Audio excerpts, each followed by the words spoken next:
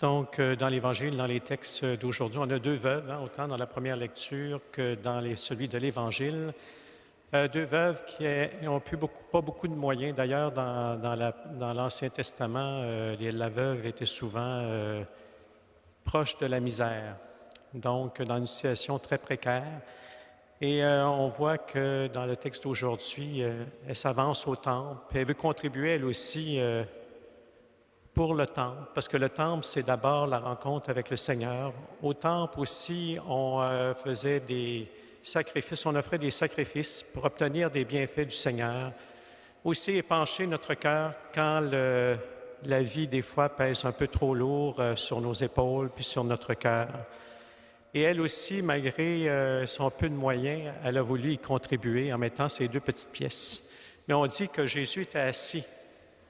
Puis regardez tout ça, le fameux regard de Jésus, ce fameux regard que Jésus pose sur les gens, sur les événements. Puis là, c'est là qu'il nous donne, dans le fond, un enseignement, parce que probablement que ce geste-là aurait passé complètement inaperçu. Parce que là, dans le temple, il y avait beaucoup de gens qui passaient, qui donnaient, qu'on dit, de grosses sommes aussi à travers tout ça.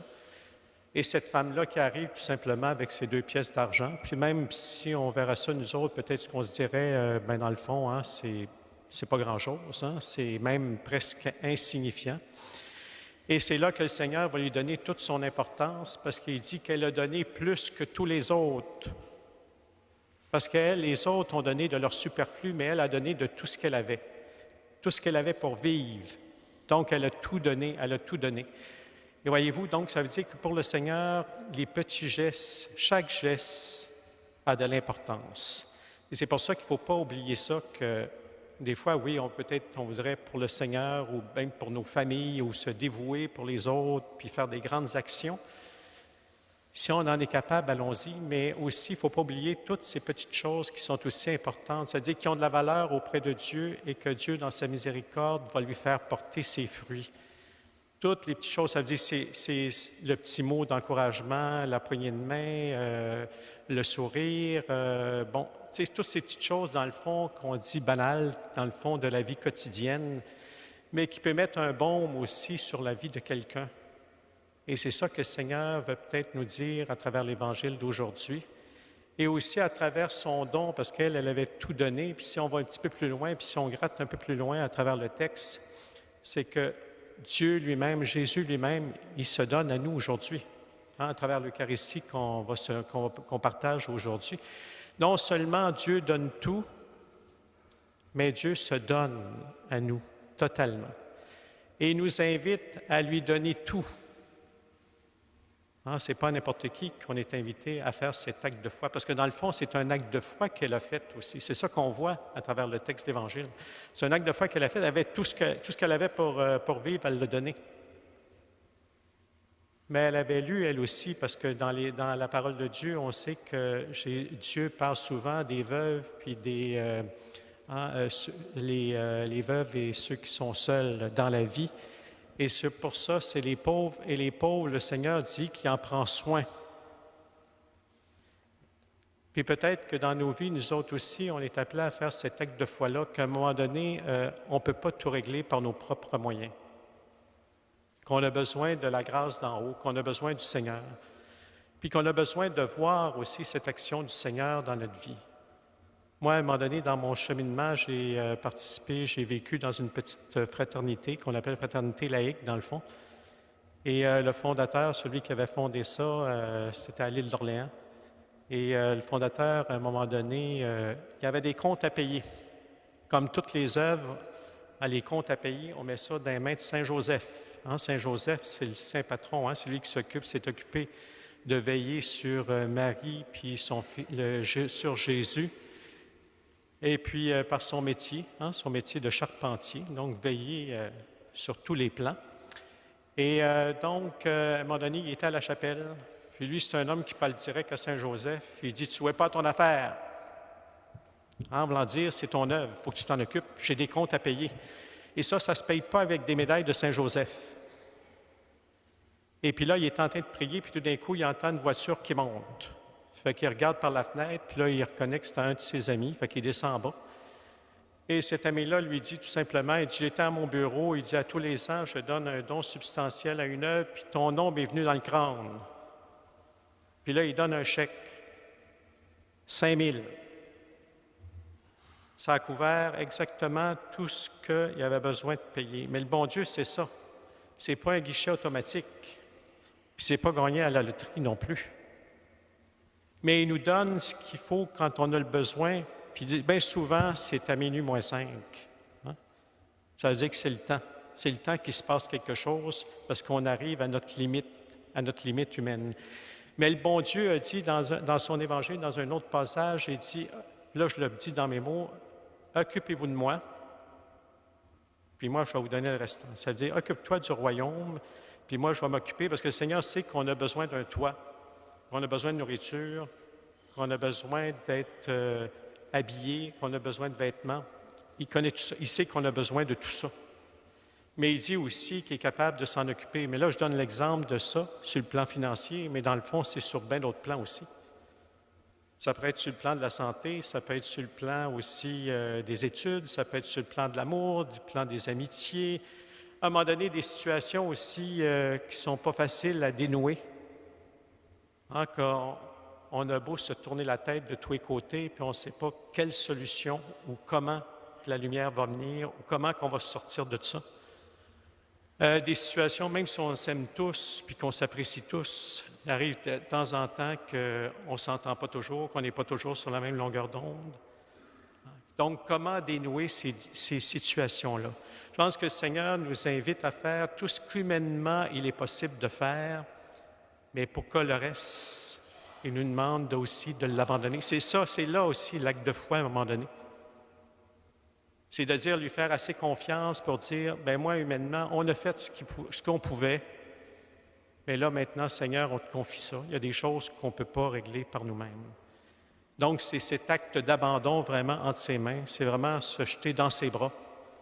Hein, puis il me vient toujours à l'image du petit garçon, tu sais, sur le bord de la piscine, puis son père est dans la piscine, puis il invite son garçon à venir. Il dit, viens-t'en, hein, viens-t'en, il n'a pas peur, hein, je suis là. Puis là, tout d'un coup, le petit qui s'élance, hein, qui se jette dans les bras de son père, parce qu'il sait que son père ne le laissera pas tomber. Et c'est la même chose, dans le fond, dans nos vies. Puis je pense que si on regarde un petit peu en arrière, là, c'est des situations de vie qu'on a pu vivre, je pense qu'on est capable de reconnaître à certains moments le passage de Dieu. À un moment donné, il était là, qui était rendu présent, hein, qui était là. Qui est capable de dire, oui, mais là, on a passé quelque chose de dur, oui, cette période-là, mais voyez-vous, mais ça nous a amené vers d'autres choses. Reconnaître aussi ce passage de Dieu dans nos vies. Et ce n'est pas à n'importe qui qu'on est appelé à tout donner. C'est-à-dire tout donner notre cœur, tout donner notre vie, tout donner notre existence. Et d'ailleurs, c'est un peu ce qui est décrit à travers le psaume. Hein, dans le psaume, on dit que le Seigneur est fidèle. Ah, il est juste, il donne, il délie, il ouvre, il redresse, il aime, il protège, il soutient. Et on termine en disant, oui, mais le Seigneur règne pour toujours. Ça veut dire qu'il est toujours présent, toujours avec nous. Donc, ce n'est pas n'importe qui qu'on est appelé à s'abandonner à lui. C'est-à-dire que lui faire confiance. C'est-à-dire nous abandonner dans des situations des fois difficiles ou des décisions des fois qu'on a à prendre qui ne sont pas toujours faciles et qui vont souvent aujourd'hui à contre-courant du monde. Parce que nous autres, il faut toujours se poser la question. Est-ce que c'est en conformité justement avec notre foi? Puis de vivre de plus en plus dans le fond, parce que si on dit qu'on croit en Dieu, il y a des choses, des comportements, il y a des choses qui ne vont pas avec notre foi. Donc, ça veut dire c'est marcher à contre-courant. Ça veut dire c'est pas faire ce que, à un moment donné, il y avait une espèce de slogan qui disait tout le monde le fait, fais le don. Mais tout le monde le fait, fais le don, mais il faut se poser la question. Est-ce que ça plaît à Dieu? Est-ce que c'est marcher dans son esprit? Est-ce que c'est marcher sur ses pas? Est-ce que c'est vivre vraiment dans notre foi? Et c'est pour ça que des fois, on a des choix peut-être difficiles et déchirants à faire. Mais quand on s'abandonne au Seigneur puis qu'on lui dépose ça dans son cœur, il y a toujours de la lumière, il y a toujours de la vie, il y a toujours du bien, il y a toujours la grâce qui est là, qui nous soutient et qui nous habite. Mais c'est de faire toujours le pas. Hein, c'est de toujours faire un pas toujours dans cette direction. Et nous laisser imprégner toujours dans le fond de son esprit puis de sa lumière. Et c'est pareil, dans le fond, dans la première lecture, la femme aussi, hein, Élie, le prophète Élie est appelé vers une femme. Hein, ce n'est pas son Dieu. D'ailleurs, elle dit, je le jure, par ton Dieu. Hein? Elle dit, j'ai juste un petit peu de farine, un petit peu d'huile. On va prendre ce qui reste, et puis après ça, on va mourir. C'est fini, c'est la fin. Le prophète, il dit, oui, fais ce que tu avais fait. Fais-moi une petite galette. Et puis, il dit, le jarre d'huile puis la farine ne s'épuiseront pas. Et on dit que c'est ça qui est arrivé. Donc, ça veut dire qu'elle aussi, elle a fait, voyez-vous, cet acte de foi. Elle n'avait rien, presque rien. Mais avec le petit peu qu'elle avait, le Seigneur le bénit, hein, le Seigneur l'a comblé. Donc, c'est pour dire que cet acte de foi est important aussi dans notre vie, puis dans notre existence. Et essayons nous aussi de reconnaître, dans le fond, sa présence au milieu de nous.